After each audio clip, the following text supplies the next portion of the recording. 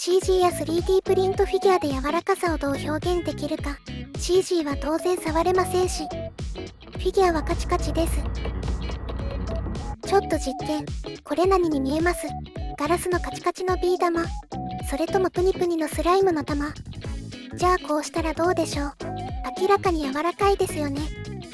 ではこれは、物は他のものと当たって形が変わることで柔らかさがわかるんです。では、肌を指がつついている感じを作る様子を実演しながら、ブレンダーで柔らかさによる変形を簡単に表現する方法を紹介します。まずは対象を重ねておきます。これだとどれだけ重なっているか見えないですよね。ここでいきなりポイント。片方のオブジェクトだけを半透過させて、重なっているところを見えるようにします。方法は簡単。対象のオブジェクトを選択。プロパケパネルからマテリアルタブを開く。プラスを押して、新しいマテリアルを作る。ビューポートディスプレイ設定を開き、色を設定するところをクリック。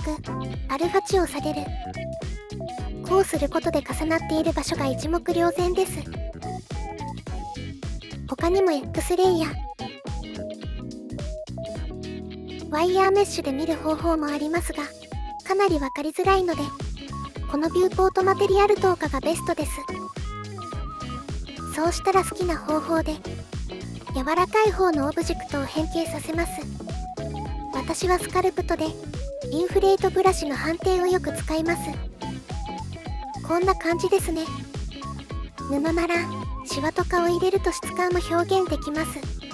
フィギュアとして 3D プリントするときにはこの方法を特に重宝します。重なりが残っていても、隙間ができてしまってもダメ。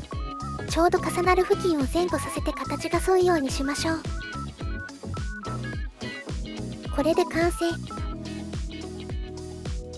ブーリアンでスパッと重なり部分を切ることもできますが、不自然な形になるので、個人的にはこの方法の方がいい感じになると思ってます。手短ですが、今回はこれでおしまい。お役に立ったら、いいね、チャンネル登録、ぜひお願いいたします。